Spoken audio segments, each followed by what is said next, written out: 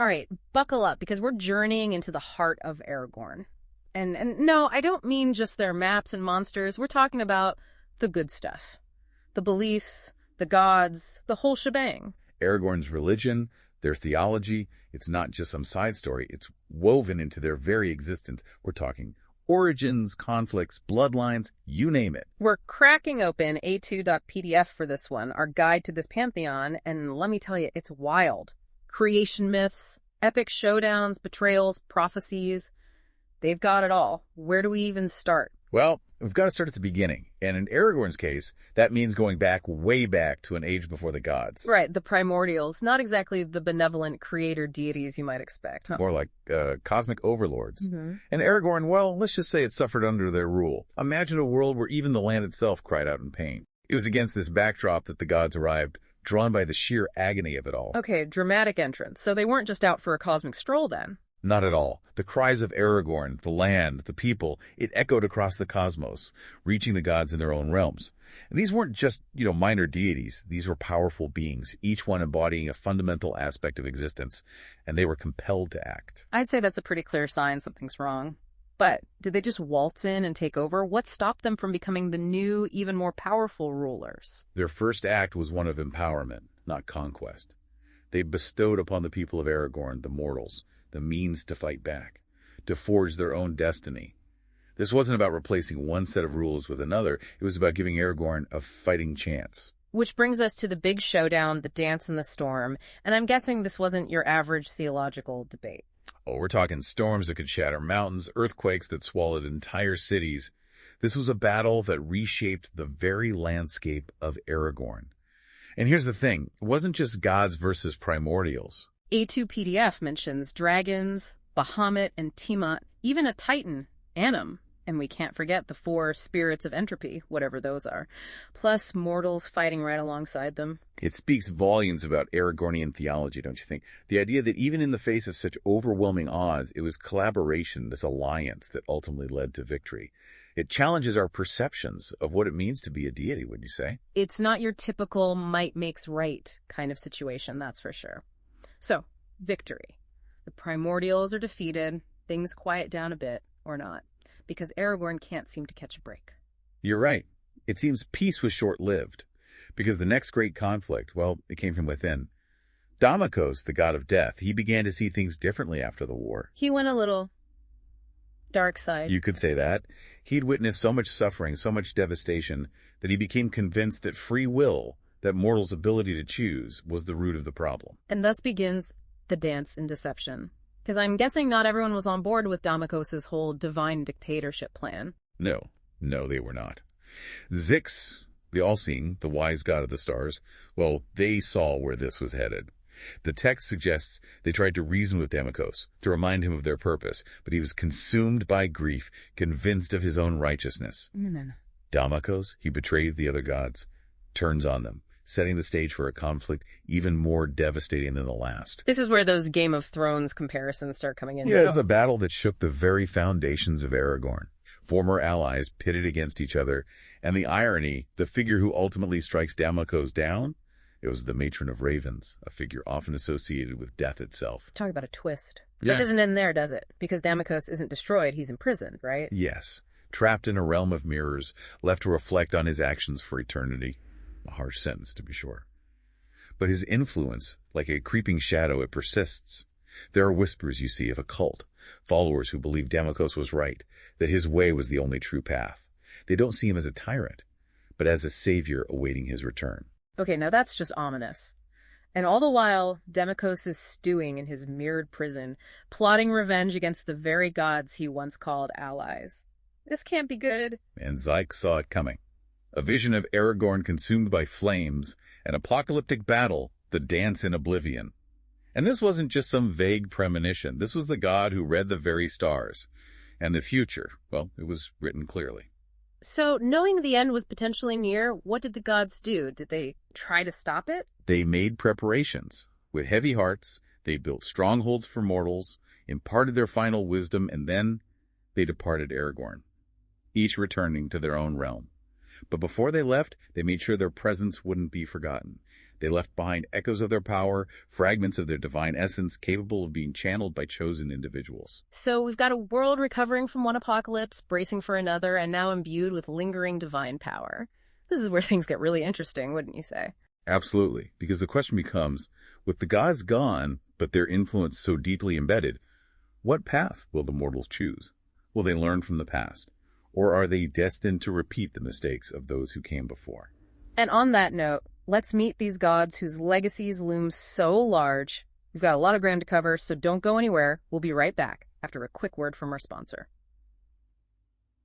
And we're back, ready to meet the gods themselves.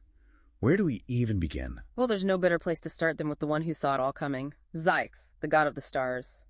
Talk about a cosmic resume. Yeah, our source describes Zyx cloaked in starlight, with eyes like celestial bodies. Subtle, right? Subtlety wasn't really their thing. Zyx was the keeper of time, destiny, the architect of fate itself. Their domain wasn't just those distant stars. It was the knowledge they held, the celestial maps, the cosmic mysteries. And that symbol, the seven-pointed star, talk about cosmic branding. But who dedicated their lives to a deity like that? Who are Zyx's followers? Scholars, astronomers, anyone who looked to the stars for answers. They built observatories, studied celestial patterns, believed that understanding the cosmos was the key to understanding themselves. So more about exploration than, say, sacrificing goats under a full moon. Exactly. Their clergy, the Discipuli Stellarum, they were the keepers of astronomical knowledge. Their libraries, their temples, I imagine those were something to behold. Grandiose. I'm picturing like those ancient libraries, scrolls stacked to the heavens. Okay, from cosmic contemplation, let's move on to something a bit more, well, grounded.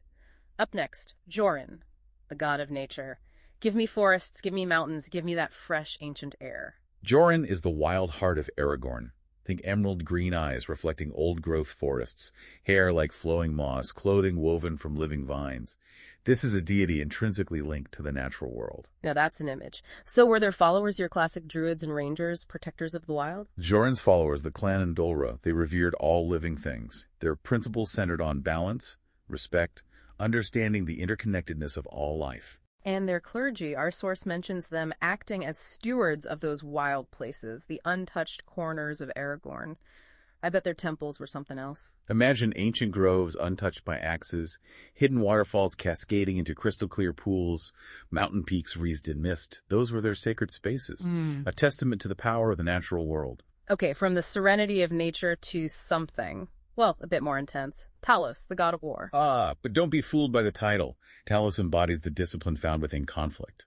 Imagine a towering figure in gleaming armor, wielding a mighty sword and shield, every inch radiating martial prowess. So less about warmongering, more about meeting conflict head-on, but with honor and strategy. Precisely.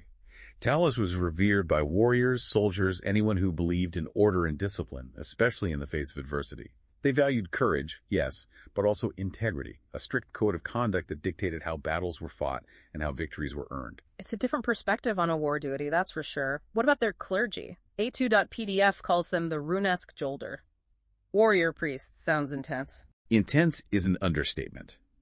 Picture imposing fortresses with towering walls, armories filled with gleaming weapons, training grounds echoing with the clang of steel. These weren't just places to pray. They were places to forge the warrior spirit. Okay, I'm getting chills just thinking about it.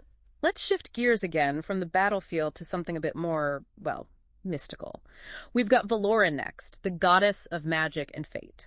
Valora. A fascinating deity. Imagine a figure with hair like shimmering threads of light, constantly shifting, changing, reflecting the ever-evolving nature of fate. Less battle mage, more cosmic weaver then. Who was drawn to this kind of power? Those drawn to Valora, the children of the thread, they sought to unravel magic's deepest mysteries. For them, magic wasn't about brute force. It was about understanding the delicate threads of destiny. So a bit more, with great power comes great responsibility. Exactly. Recklessness was seen as the path to chaos. They emphasized wisdom, restraint, the understanding that even the smallest action could have significant consequences. What about their clergy, the Orfebres del Hilo? Were their temples like magical libraries then? Picture structures with impossible geometries, walls shifting and rearranging, filled with portals to other realms, each one holding ancient texts and forgotten lore. Now that's a library I could get lost in.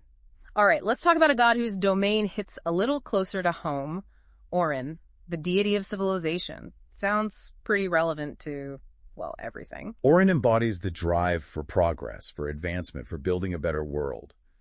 Interestingly, they're often depicted as a gender-fluid deity, their appearance shifting depending on the culture and context, but always adorned in the finest garments, holding a delicate hammer of gold. A hammer of gold, not your typical construction equipment. It's symbolic, of course. The hammer represents creation, craftsmanship, but not just in the literal sense. Orin's followers, they applied those principles to society itself, to the building of cities, the establishment of trade, the fostering of arts and knowledge. So they were builders, merchants, artists, anyone who strived for something greater. While they valued prosperity, they also believed in fairness, in honest dealings, in using their skills to elevate their communities. They saw civilization as a shared endeavor. Their clergy, the Crisa Mercaderes, they sound like they were walking a fine line between success and ethics. They acted as mediators, ensuring fair trade practices, encouraging a sense of community responsibility. Think of them as the ethical backbone of Eregorn's commerce and progress. Okay, Orin has officially made it onto my list of surprisingly insightful deities. Speaking of insightful, we've got one last god to cover, one who embodies a concept both universal and endlessly mysterious. The Raven Queen, goddess of death. Ah, the Raven Queen. Revered and feared, she represents the mysteries of the afterlife. Often depicted as a regal figure cloaked in darkness, adorned with raven feathers, carrying a staff crowned with her namesake symbol. Not exactly the life of the party. So what drew people to the Raven Queen? Was it just fear of the unknown? Her followers were a diverse group. Some were drawn to the mysteries of the afterlife, others to her connection to fate, memory, even the stories we carry with us after we're gone. A2PDS mentions the Shidarkai, her chosen servants in the realm of shadows. That's a pretty metal gig. The Shidarkai are shrouded in mystery. Their rituals, their motives, even Eregornian scholars have trouble pinning them down. But the Raven Queen's followers, they weren't all doom and gloom, were they? They acknowledge death's inevitability, yes, but they emphasize honoring the deceased, preserving their memory. Death wasn't an ending, but a transition. And their clergy, the Sabaxia, they played a vital role in that transition, right? Imagine some serving as temple priests, tending to the deceased, performing last rites. Others walked among the living as wandering mystics, offering solace to the grieving. Death takes many forms, and so do its servants. What about their places of worship? A little less. Forest temple, I'm guessing? Temples dedicated to the Raven Queen were often found in secluded locations, inviting introspection and contemplation. Imagine dimly lit halls adorned with dark tapestries, flickering candles, altars piled high with offerings, a stark contrast to, say, Orin's bustling marketplaces or Zizai's stargazing towers. But then again, death is a very different kind of experience. And there you have it, the major players in Eregorn's divine drama. But of course, the story doesn't end there. Right, because we've still got that looming prophecy, the dance in oblivion. With the gods gone, what happens next? So we've met the gods, delved into their stories, but this isn't just some ancient myth, is it? We've got this prophecy hanging over everything, the dance in oblivion. Kind of hard to ignore. Right, it really makes you wonder, if you were living in Eregorn, knowing what we know, how would you even process all this? They'd be like, hey, remember those all-powerful beings who shaped our world are gone? Oh, and by the way, there's a chance everything might go up in flames. Not exactly a comforting thought. And that gets to the heart of Eregornian theology. Because with the gods physically gone, but their influence still so present, what path will mortals forge? Because it's one thing to tell the stories, right? The epic battles, the divine interventions. But are they actually living by those lessons? Or are they just repeating the same mistakes on a larger scale? Think about it. Every conflict we've discussed, from those primordials to Damako's rebellion, it all stemmed from this inability to truly understand the other side. Holding on too tightly to their own perspective, believing they had the only answer. And now you've got these empires on the rise, all vying for power, each inheriting not just the strength, but the potential for conflict that comes with those divine echoes. It's like they're caught in this cycle they don't even realize exists. So what, are they doomed? Is there any hope for Eregorn? That's where those echoes of divine power become so important. Because it's not just raw strength, it's the potential for understanding, for embodying the very principles those deities represented. So it's not enough to just say, channel the might of Talos. You have to actually grapple with what that means. Right, to wield that power responsibly, strategically. To avoid the traps that consume Damakos, Or think about a mage drawing upon Valora's magic. They have to understand the consequences, the ripple effect of their actions. It's like each person wielding those echoes, they're carrying a piece of their gods within them, a constant reminder of what's at stake. Exactly. Eregordian theology, it's not about blind faith or empty rituals. It's about actively engaging with these legacies, wielding power responsibly and making choices that'll shape the fate of their world. Which kind of puts things into perspective, doesn't it? It's like those stories, those beliefs, they have a real impact on the choices we make. Absolutely. The people of Eregorn are wrestling with the same questions we face today. How do you navigate a world shaped by both creation and destruction? How do you learn from the past without being beholden to it? And ultimately, what do you choose to create with the power you're given? It makes you wonder, if that dance in oblivion, is it inevitable? Or is there still a chance for Eregorn to choose a different path? Maybe those echoes of the divine, the ones woven into their very being, maybe that's the key to breaking the cycle. It's a powerful thought, and one worth pondering, I'd say. Definitely. Because if Eregorn can find a way through, well, maybe there's hope for us all. And on that note, we'll leave you to ponder the echoes of Eregorn. Until next time, keep asking questions, keep exploring, and as always, thanks for diving deep.